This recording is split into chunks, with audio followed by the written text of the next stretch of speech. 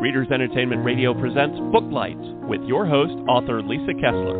Booklights, where we're shining a light on good books.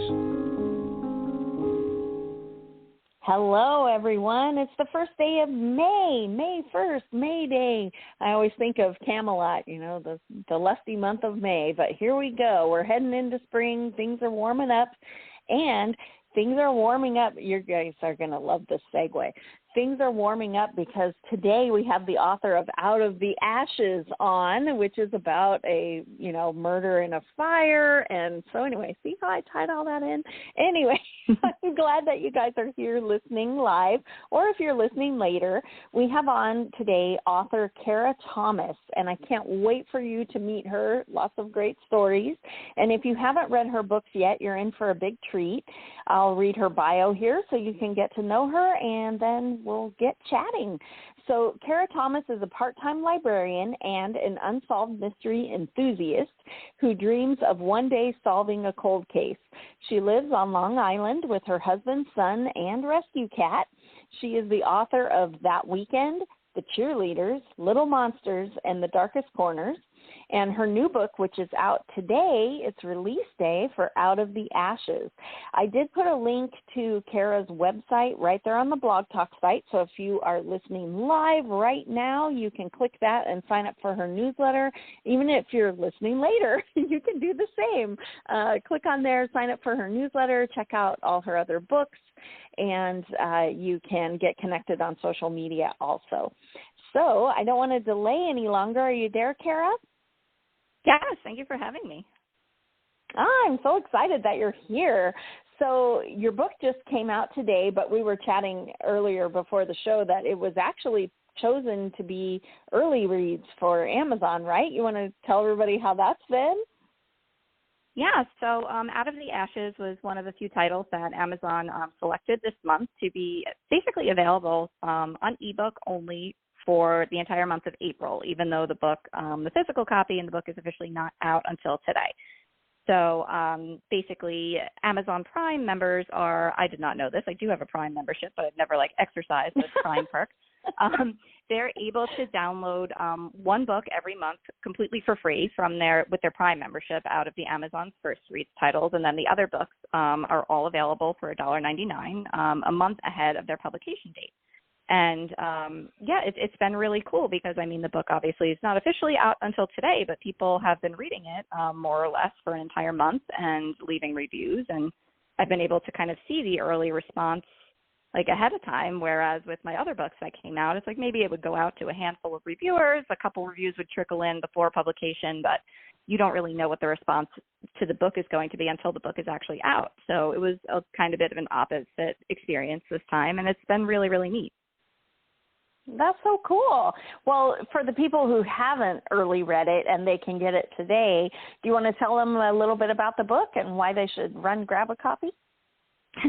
Yeah, definitely. Okay, so Out of the Ashes is my first book for adults, which you mentioned, and it is about a 30-something-year-old nurse who lives in Queens named Samantha, who is trying to outrun the trauma of her past. When she was 13 years old, her family, including her uncle, her parents, and her 2-year-old sister, were murdered in her Catskills farmhouse, and the killer burned down the house to get rid of the evidence. And all of these years later, over 20 years later, Samantha is approached by a special investigator who has been reassigned to take a look at the cold case, and he has produced a witness 20 years later who claims that he was there the night of the fire, and he saw a man carrying Sam's baby sister out of the house alive. So Samantha, for all of these years, has assumed that her sister died in the fire, now has to contend with the question, not only who killed her parents, but what happened to her sister, and is she out there, and is she alive? Oh, okay. I'm completely hooked because I watch all of those true crime documentaries. But how did she survive? Did she escape the fire, or was she not home? How did she get to be the sole survivor? Oh yeah, a crucial piece missing from my elevator pitch.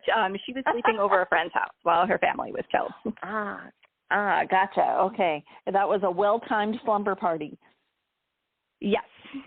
Or was it? Or is there more to it? You have to read to find out. Oh, Was there a reason she got invited over? No spoilers, but Right. Well, can you tell us a little bit about the inspiration for it? Because, and we'll talk about it a little later about all the YA books that you've written, but what made you decide, I have this idea for an adult thriller, I'm going to jump in, because it's kind of a different pool of, readers maybe too. So what inspired you to write the book?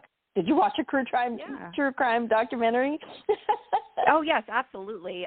Yes, you hit the nail on the head that I fell down a rabbit hole of these true crime cases of people that had gone missing after suspicious house fires or arsons. And there were a couple real life cases, and I've talked about them in interviews before, but the one that I really just got fixated on and could not let go of researching this case happened in 1945. It was called the Sodder family tragedy, basically on Christmas Eve, decades ago. A very large family. I think there were 8 children in total.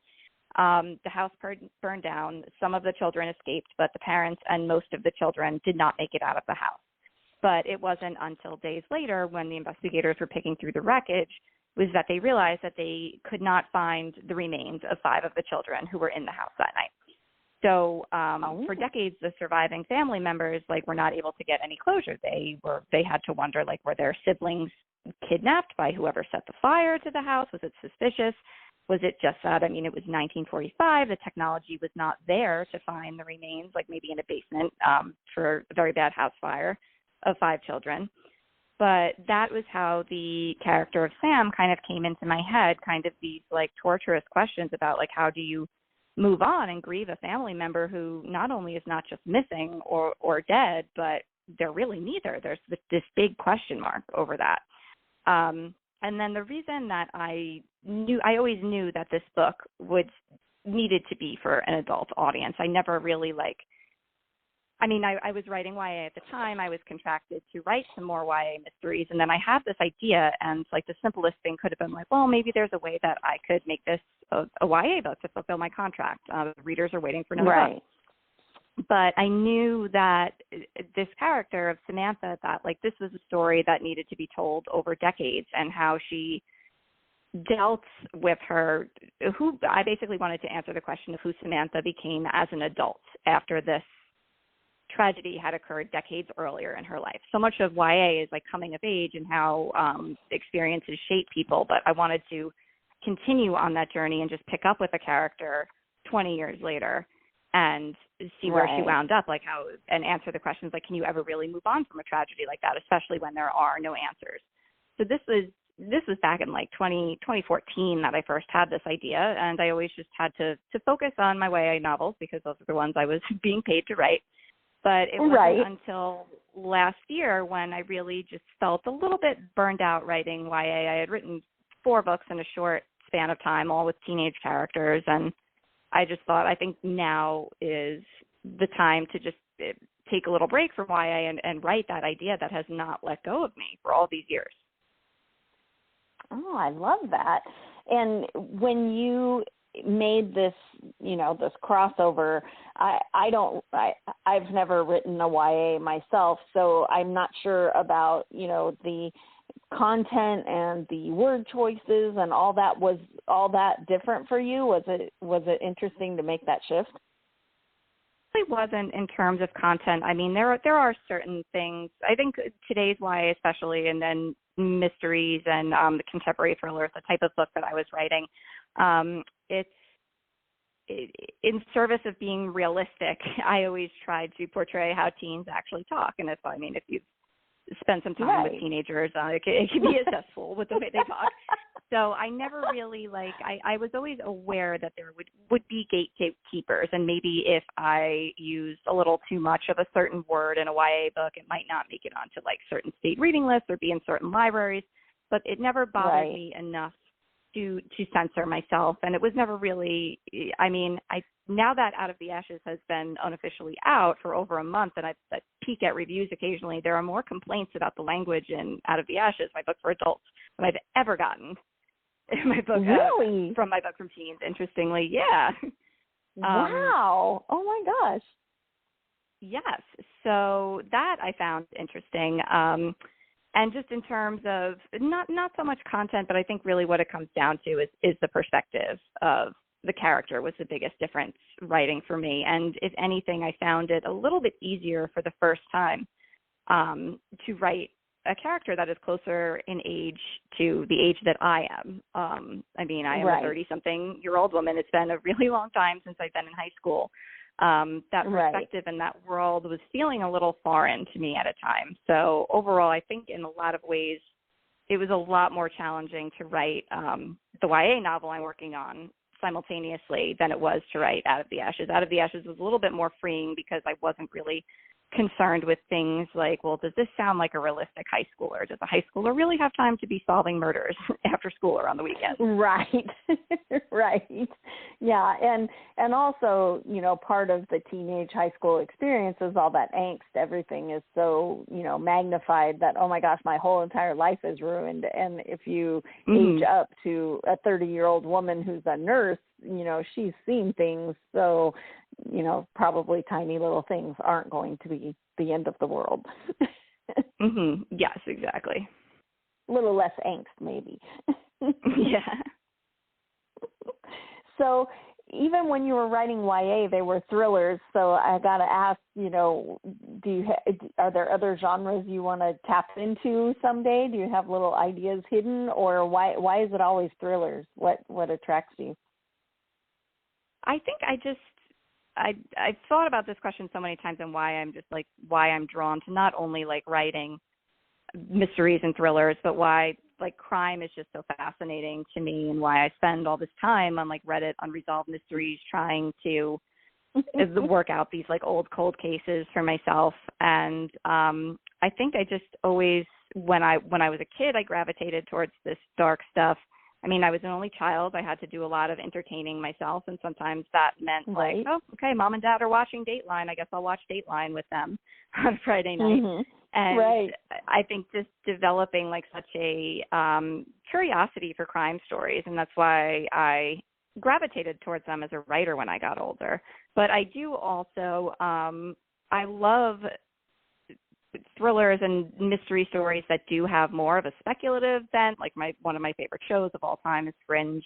So someday I would love to go in that direction and maybe write like a supernatural or science fiction thriller. I just haven't really found the right idea yet to commit to, but I think it would be really fun because I love that genre. Yeah. Very cool. I love that too. And that kind of dovetails into, I was going to ask you about like, since the pandemic, we've all learned to binge everything. And so I have become a junkie of all of the documentaries on Hulu and Netflix and, you know, all of the true crime documentaries and that kind of thing. Have there been any that like knocked your socks off and you were like, oh my gosh, you know, are there some we've missed? I'm trying to think if there's anything like under the radar. I'm not done with it yet, so I'm withholding judgment, but it is more recent, the Murdaugh murders. I know a lot of people are probably familiar with that case. The prominent South Carolina attorney convicted of killing his own wife and son, but that is just the first 2 episodes that I've seen, and there only are 3 episodes of that documentary. I think we're just really good about interviewing everybody in this family's orbit and seeing just truly like the devastation of like that their privilege caused, like the things that they tried to push under the rug, get away like with, alcoholism of the son that caused the boat crash and stuff like that. I'm always drawn to documentaries that there's not really any sort of like central narrator, like trying to point us towards what happened. I really like ones that are just giving a voice to all the people involved. Yes. Yeah, I watched that one. That was very good. And another one that I thought was really interesting that if you haven't seen it yet, I think you'll dig it. I think it's called Wild Crimes on Hulu, and it's all about crimes that happen in national parks. And I had no idea that so many crimes happen in national parks, and there are actually rangers who have to investigate murder, and they're like park rangers.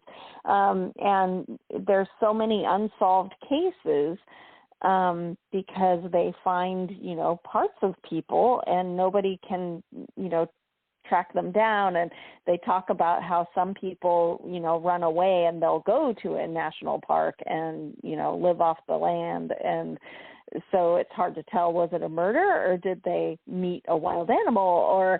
But anyway, it was fascinating. I hope they'll do another season. But anyway, it was definitely highly recommend. Yeah, I will have to check that out. I actually did a lot of research along those lines about people that go missing in like national parks or camping trips, because my last YA that weekend deals with teenagers that go missing from a hiking trip up in the mountains. So that is definitely one of my rabbit holes. So I'll have to check that out. Yeah, check that out for sure. Yeah, it's. I think there was only one season so far, but it was very wild, so to speak. But anyway, I think it's called Wild Crimes, but it was on Hulu, and it's all about solving murders in national parks. So anyway, and there were a couple that they haven't solved yet, so it'll be right up your alley. So we talked about a little that you're a part-time librarian. How has that affected you being an author as well? Because you're kind of on both sides of the fence now, being a librarian. How does it make you feel from being an author and being on the other side of people checking out books and maybe buying books for the library, all that? How has that affected you? It's been really interesting. I mean, one of my favorite parts, obviously, is buying books for the library and going through the publishers' catalogs and trying to figure out, like, what my patrons are going to be interested in, because sometimes, I mean, a book that, like, appeals to me is just not the type of book that circulates. And, I mean, you want to, when you're working with a limited budget, you want to buy books that people want to read.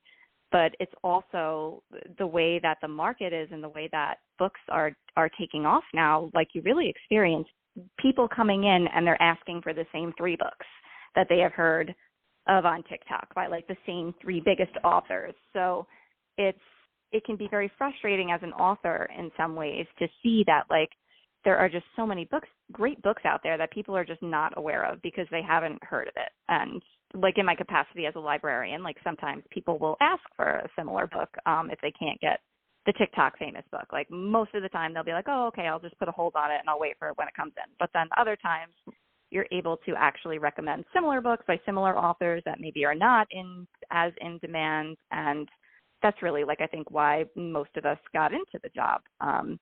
So It's been pretty cool to do that, as frustrating as it is to see how narrow the market really has that they all want James Patterson. Like, while we were, yes, oh my gosh, exactly. I must order 1,000 copies of every James Patterson book, or the people will revolt. Right.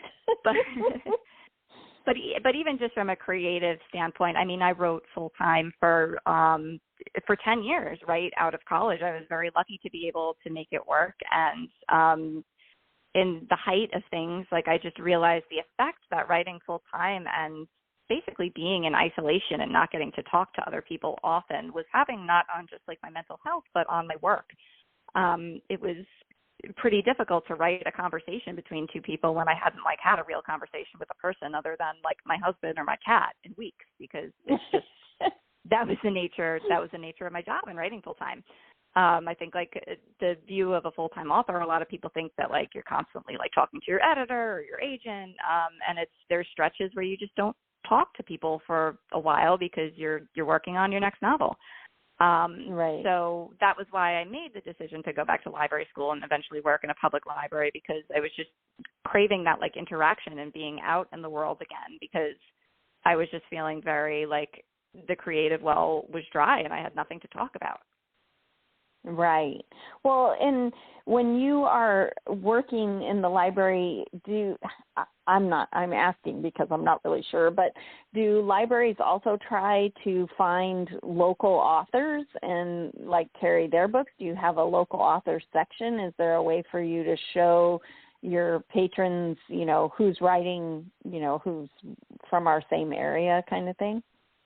Mm-hmm. Yeah, definitely. We have a whole local author shelf, and a lot of those books were just not aware of, because a lot of them are self-published, so we don't get to see them through our distributor. So we really rely on the authors like coming in and introducing themselves and donating their book to the collection, but we're always happy to have it on our shelves and make people aware that it's there. And also with traditionally published authors, when the books are on our radar, where we always try to just bring them in. We are doing our first local author night in July, where we're having a ton of authors for all ages, middle grade, YA, adult, nonfiction. So we're really, really excited about that, because I think there's just such a lack of awareness that around authors. Like you probably live in a community with many authors. It's not like this big mysterious thing. Right. Like we're people and we love meeting readers. It's just about like how do we get them out there? Exactly. Yeah, I love that. Well, for yourself, you came to library. It sounds like you came to working in a library after you became a published author. But what was your journey to becoming a published author? Were you always, wanting to write, or did you get involved in a critique group? What was your path to seeing your first book published?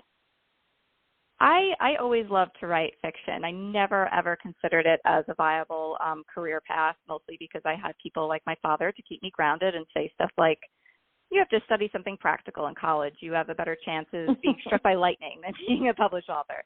So when I went to college, I was like, okay, I'm going to do something that I can study writing in English, but maybe I'm not going to plan to be an author, because that's not really like something that you can plan for. The only way to become a published author is to write a book and get it published.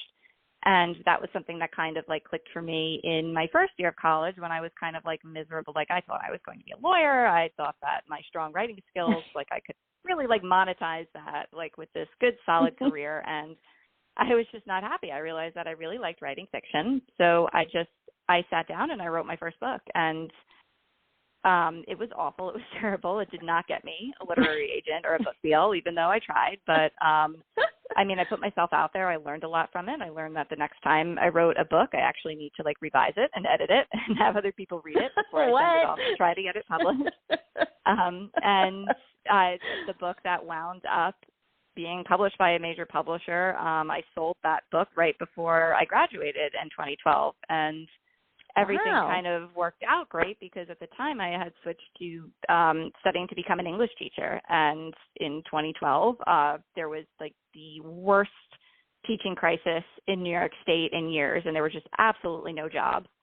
And it turned out that it was actually easier to become a published author in New York than a high school English teacher.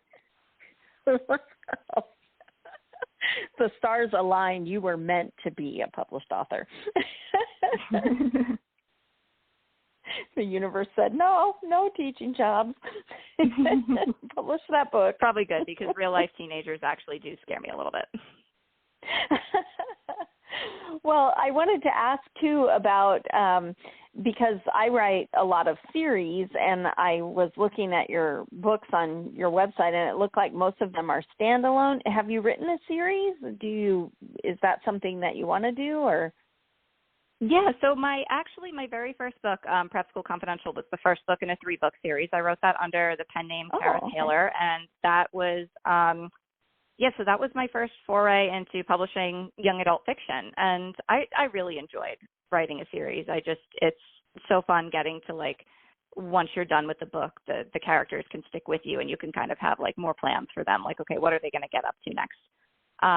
Right. I think that like just the tight schedule of a series and the expectations on readers, like the books in that series, there were 3 books, and within a year and a half, all 3 books were published. So it was just such a short, crazy timeline. And I knew that going forward, I wanted to take a bit of a break from that and do standalones. And I have been writing standalones for the past several years, but I would never write off the idea of just not doing a series again. I think that series can be really fun. I think it would have to be an idea that I really loved and would be willing to stick with over the course of several books. Right, because they do become your friends, so they have to be people that you like. Yeah. So what is next for you? What are you working on next? So my next book is, I'm actually working on two things at once, but the one that will be out first is my next book for adults, which will be out next spring. It is about a journalist on Long Island whose personal and professional life is thrown into chaos when she receives a phone call from the cell phone of a missing girl that has fallen into the hands of the man that murdered this girl. And he taunts this journalist, and the book takes place years later when she has like lost her job and lost so much because of this incident with the phone call from the killer. And she's sucked back into the case when another girl, something bad happens to another girl. And it is called Lost to Dune Road, and it is my first book that's set in my native Long Island, so I'm excited about that. Oh, that's exciting. Are you from Long Island, or did you move there? I am. I was born and raised here. I left briefly for college, and then I wound up transferring to a local school out here. Relationship with Long Island, I just can't seem to quit it. But yeah, I've lived here my whole life. It's a very colorful place. I love that. And it's always fun to, when I write books, I like to actually go where they're set, just because you get, you can figure out where would people work, where would they go, what does it smell like, all this kind of stuff. But there's something really cool about putting your hometown in the spotlight. Was that fun for you? Did you include, things that people wouldn't be able to Google about?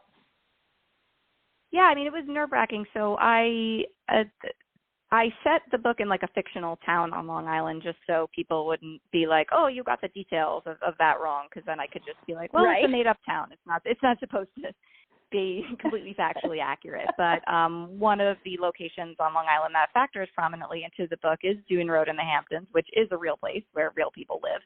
So that involves a little bit more of an accurate approach. It's like, okay, what do the houses actually look like there? Would there really be like a 7-Eleven nearby? Like that type of thing where you have to just make sure that it is factual, because it is a real place. Yeah. And that will probably be, when that comes out, will probably be fun for you because, you've been to those places, right? Yes. Yeah, so I was actually inspired to write the book because of the visits like out to the Hamptons, like with family as a kid, and it's just like, it's such a different world, this like playground of the super wealthy, and of course my brain went to, well, people this rich probably have committed murder at some point. I love that. Our writer brains always go to really dark and twisty places. Yeah. Oh, well, we're rapidly running out of time, and I wonder, the book comes out today. Are you doing contests or giveaways, or how should readers get in touch with you? Are you, going to be on Facebook? Let us know, what you've got cooking. Yeah, so I do have a Facebook page under my author name, Kara Thomas. I'm also on Instagram as Kara Thomas Writes. I will be doing an in-person signing on Long Island, if anybody is local, on May 18th at the Next Chapter in Huntington, New York. And yeah, I have more information on my Instagram about how you can get a signed copy of the book, and I'm always giving away extra copies. So yeah, definitely find me there. Oh, I love that. And I have to ask, because on my few trips that I've taken to New York, the Strand is like this, amazing bookstore. Are your books in there too? Are you going to do any events over there? I don't know if that's far from Long Island. I would love to. Yeah, they've always carried my YA books, and I've always gone and visited and signed them while I'm in the city, but I've never actually done an event there. I would love to. Okay, well, I'm putting it out to the universe. You'll be at the Strand. You're manifesting for me. Thank you. That's right, and no problem. Well, everybody run out and grab Out of the Ashes. It sounds like a fantastic read, and thanks so much for being here today, Kara. It was great chatting with you. Thank you for having me. Thanks for joining us on Booklights. Be sure to connect with us at www.readersentertainment.com for articles, blogs, videos, and podcasts that matter to readers.